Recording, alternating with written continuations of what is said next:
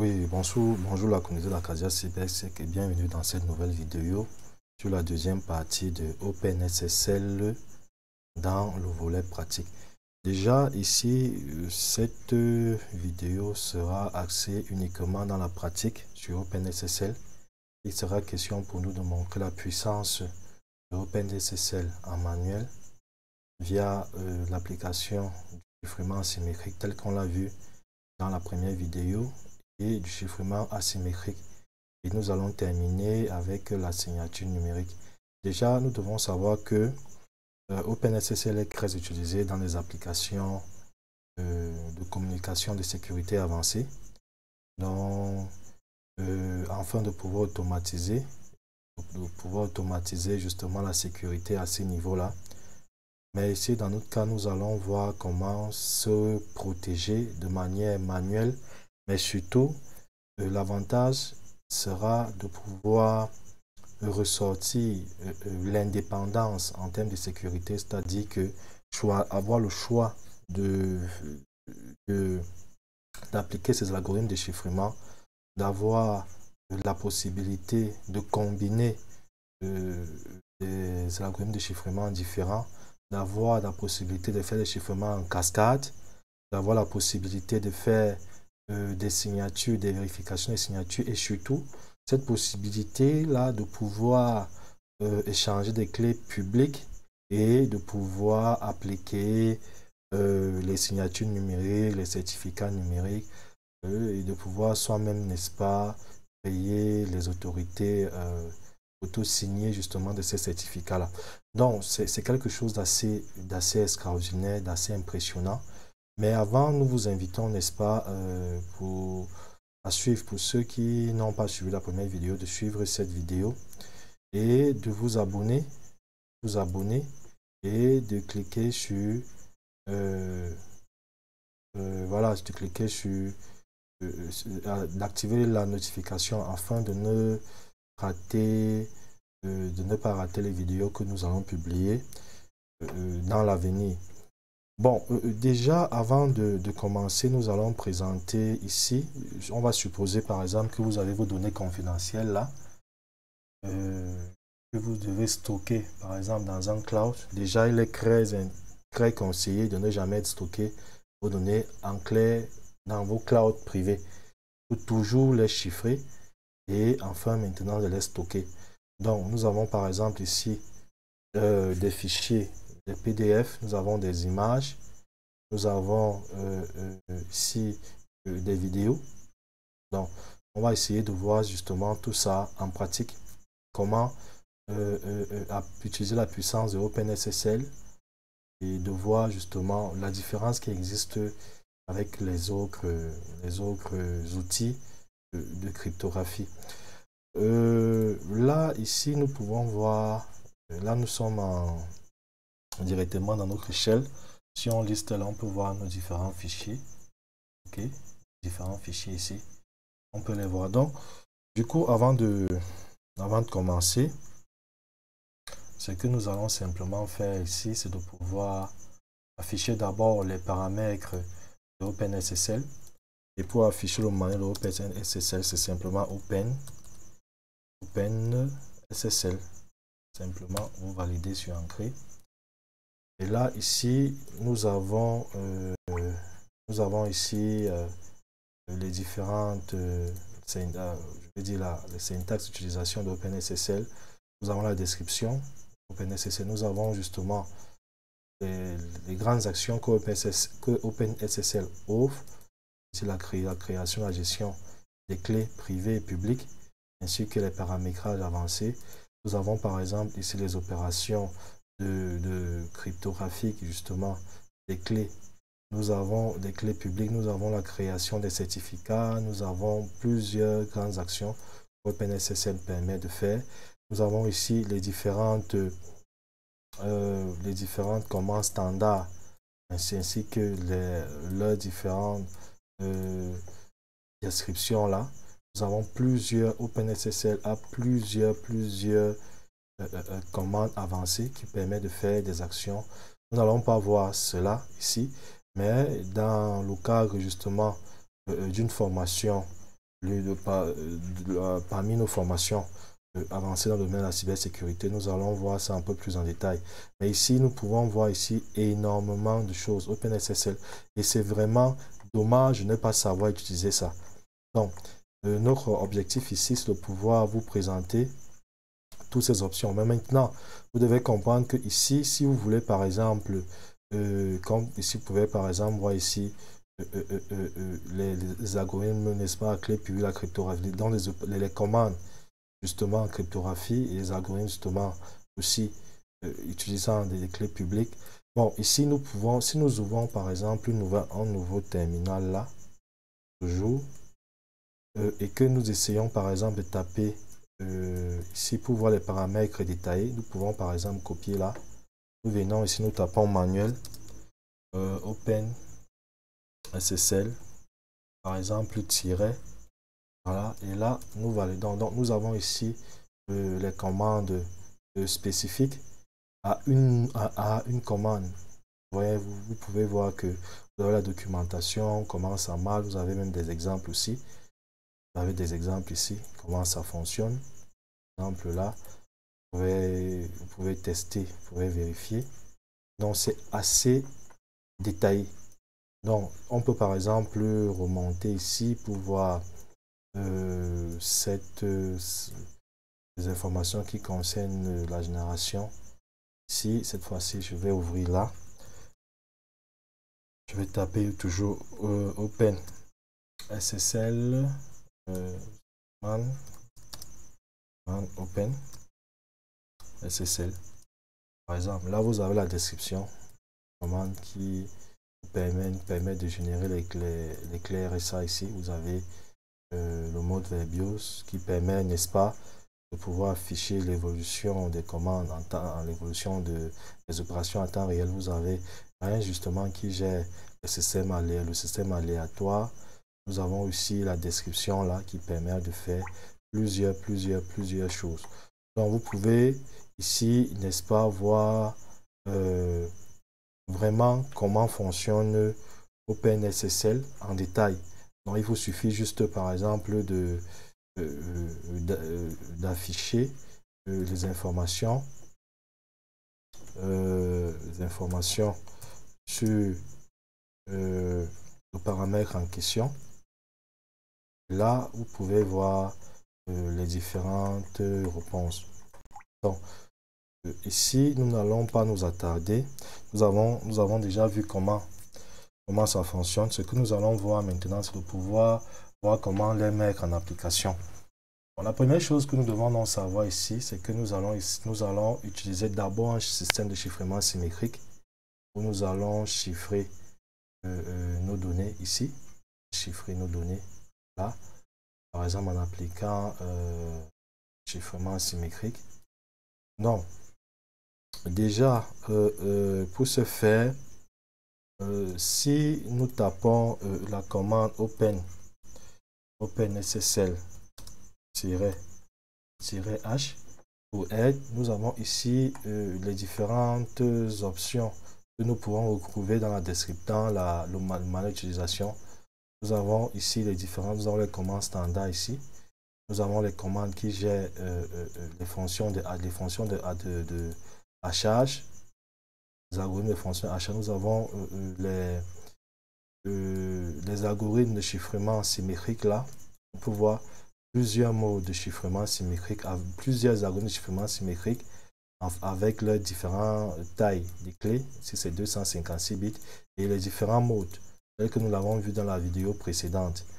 Les différents modes, nous avons là plusieurs algorithmes de chiffrement.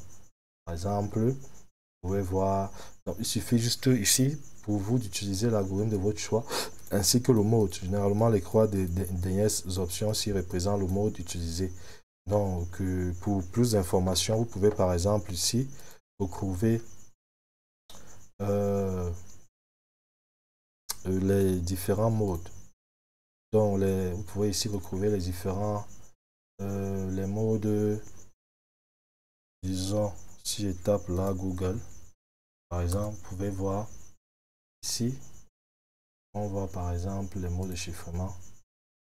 Et là, ici, nous pouvons voir les différents modes de chiffrement que nous retrouvons dans nos algorithmes ici, ainsi que leurs différentes forces et faiblesses. Donc, nous allons voir quelques exemples. On ne va pas tout voir. On va voir ici, par exemple, l'exemple CBC, qui est un mode qui offre un niveau de sécurité notamment supérieur par rapport à plusieurs autres modes. Donc, vous pouvez voir les différents modes avec les descriptions, tout ça ici, c'est très détaillé. Donc, je vous invite à vous documenter dessus.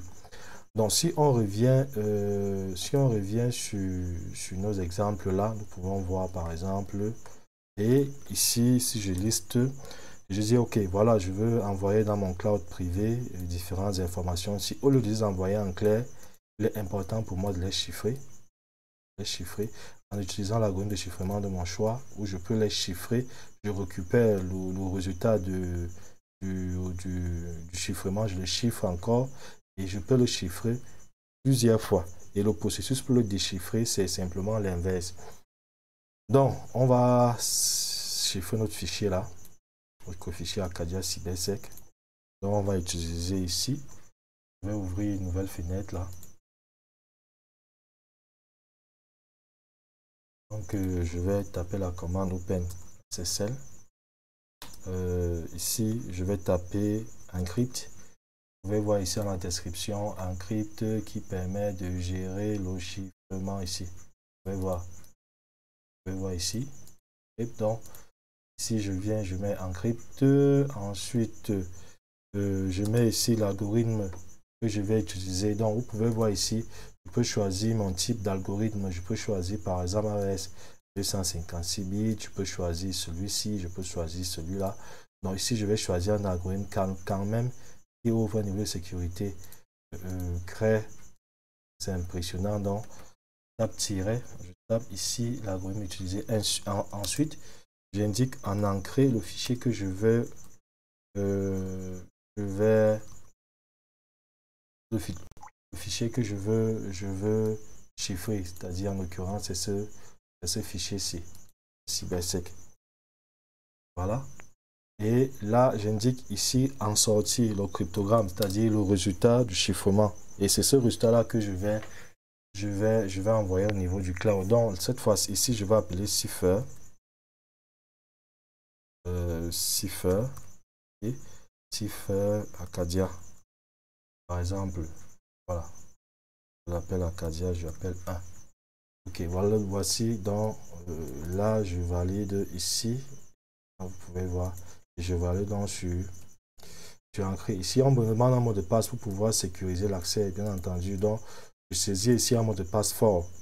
Donc, vous devez saisir un mot de passe vraiment fort. De telle manière que si même quelqu'un a accès à ce fichier, qui n'est pas la possibilité de pouvoir accéder facilement. Donc, vous allez mettre un mot de passe fort.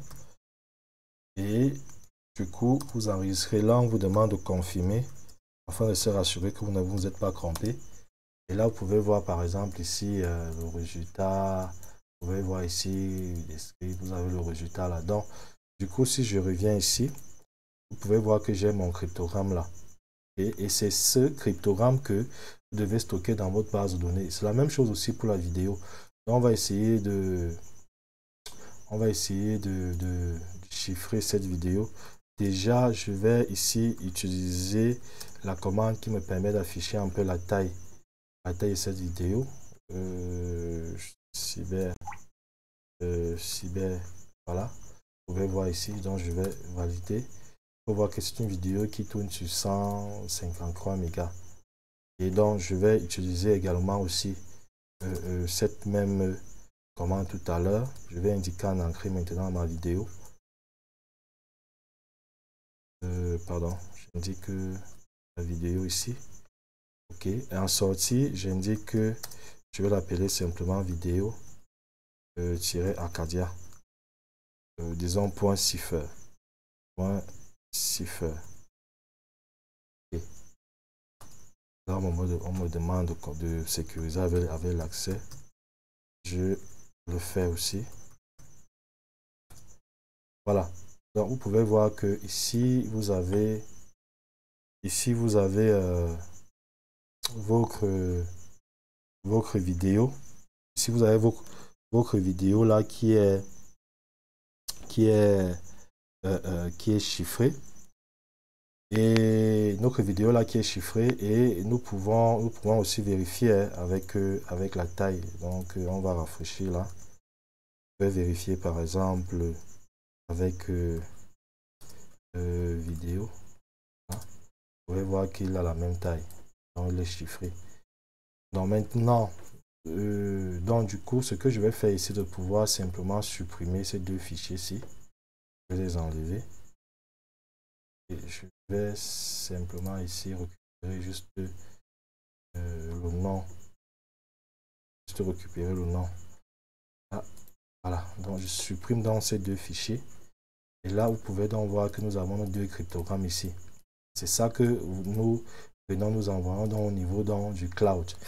Donc, comment le déchiffrer? C'est simple. Donc, on va simplement ici utiliser cette fois-ci la commande, la même commande, mais ici spécifier l'algorithme de déchiffrement. Okay? Donc, je vais par exemple commencer, j'appelle toujours OpenSSL. Ensuite, ici, je vais simplement, j'inflote la fonction qui shift et déchiffre, je mets -d pour dire que je vais déchiffrer. J'indique ici l'algorithme que j'ai utilisé, c'est-à-dire l'algorithme ici. Voilà, celui-ci. OK. Donc, ici, je viens, j'indique alors cet algorithme-ci et en entrée, j'indique mon cryptogramme, c'est-à-dire ici, les vidéos. OK. Et je l'appelle ici en sortie, out. Je vais lui donner le même nom de tout à l'heure. OK. Dans le même nom, parce que vous pouvez voir qu'ici, il a été supprimé. Donc, du coup, si je valide, on me demande le mot de passe, je confirme. Voilà. Et là, ici, je peux voir que ma vidéo est réapparue sans problème. Donc, c'est la même chose que je peux faire pour les autres fichiers. Maintenant, comme vous pouvez voir, nous avons dit que le chiffrement symétrique permet ici de pouvoir chiffrer de très grosses quantités de données. Mais ici, vous pouvez, on va voir un peu en profondeur, n'est-ce pas? Et le plus intéressant, c'est que vous pouvez utiliser là les algorithmes de votre choix, vraiment. Vous pouvez utiliser les algorithmes de votre choix là. Vous pouvez utiliser par exemple l'algorithme, par exemple, Camellia. Vous pouvez utiliser d'autres algorithmes que vous pourriez retrouver ici. Okay, que vous allez retrouver ici. Bon, mais ici, nous allons utiliser par exemple ce mot de chiffrement, c'est-à-dire que nous allons utiliser un vecteur d'initialisation. On va utiliser l'équipement et on va utiliser une clé. On va utiliser une clé de notre choix et on va pour avoir, n'est-ce pas, le produit du chiffrement toujours en utilisant le mode CBC. Donc, vous pouvez donc voir que ceci dit, nous allons donc commencer et on va utiliser un vecteur d'initialisation de 128 bits, c'est-à-dire de 128 bits, vecteur d'initialisation qui va tourner sur 128 bits, c'est-à-dire 16 chiffres. Okay, 128 bits, 16 chiffres hexadécimal. Et on va utiliser le mode AES, donc l'algorithme AES. Et on va utiliser le mode CBC. Et aussi, on va utiliser aussi une clé qui sera de 256 bits. Et on va voir comment ça marche, simplement. Donc, là, ce qu'on va faire, ça qu'on va faire tout à l'heure, là. Donc, nous allons appeler OpenSSL. Et là, on va toujours utiliser. Et ici, je mets maintenant mon -vi, alors VI, pour vecteur d'initialisation. Je vais utiliser donc, voilà, je vais utiliser ici les chiffres du langage hexadécimal. Donc AA, FF, 2, 3, 1, 2, 3, 4, 5, 6, 7, 8, 9, 10, 11, 12, 13, 14, 15. Voilà. Voilà par exemple le vecteur. Donc c'est comme je l'ai dit, le vecteur d'initialisation qui tourne sur 128 bits, c'est-à-dire 16 chiffres. Et enfin, nous avons ici, je mets cette fois-ci "-k" pour la clé. Ici, ça va, je vais partir à 16 bits. 32 chiffres. Donc 1, 2, 3, 4. 1, 2, 3, 4. Ça fait 8. 9, 10, 11, 12, 13, 14, 15, 16, 17, 18, 19, 20, 21, 22, 23, 24, 25, 26, 27, 28, 29, 30, 31, 32. Voilà. Donc, ceci symbolise la clé ici.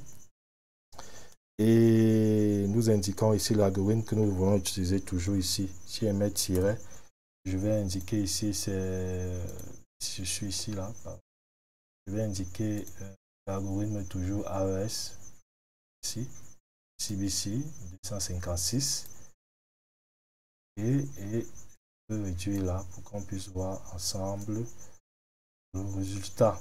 On pouvait voir là, et pour obtenir justement le cryptogramme ici. Donc, ici, je vais le coller. Et ensuite, j'indique ici en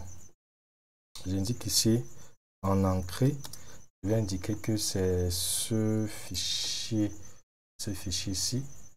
ici.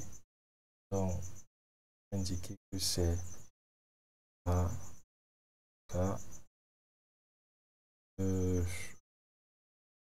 voilà, c'est Acadia OPN. Donc, Acadia OP. Voilà, et je dis que donc en sortie, le nom que je veux, je l'appelle par exemple juste image-opn sense point cipher.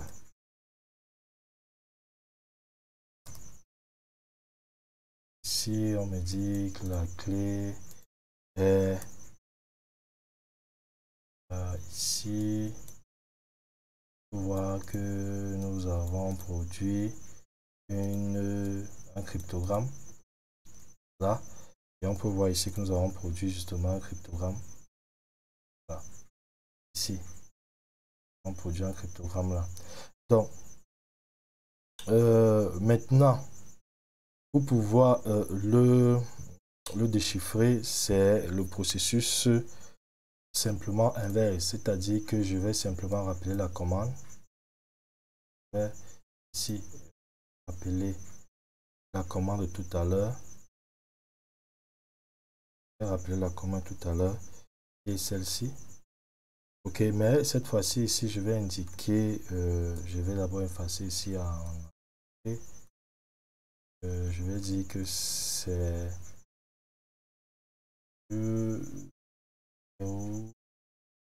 image. J'indique en entrée, maintenant c'est image. Voilà, en sortie. Je l'appelle par exemple, je vais l'appeler par exemple image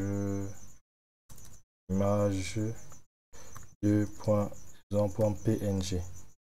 Mais je suis pas obligé de mettre l'extension. Ça ne sert, ça va toujours produire le résultat. Et ici, je mets donc là, je mets ici -d pour déchiffrer. Donc ici, si on vient, on vérifie là. On peut voir ici que nous avons produit image 2 tel qu'on l'a vu. Donc, vous avez, là, nous avons par exemple vu comment utiliser, par exemple, quelques algorithmes pour pouvoir protéger vos données en utilisant quelques modèles ici. Donc, cela aussi demande, vous pouvez aussi générer, vous pouvez faire plusieurs actions, générer des clés, faire énormément d'actions. Donc, dans la, je veux dire dans ce cas justement de la formation, ou bien de nos programmes en cybersécurité. Cybersécurité, nous allons aller plus en profondeur justement avec ces options-là. Donc, comme nous l'avons dit, il faut savoir que ici, nous allons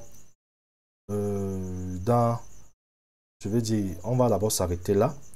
Et dans la vidéo qui va suivre, on va vous présenter justement aussi l'application, toujours avec ces exemples-ci, l'application avec le chiffrement asymétrique, ainsi que la signature numérique. Donc, nous vous remercions et nous vous disons à la prochaine vidéo.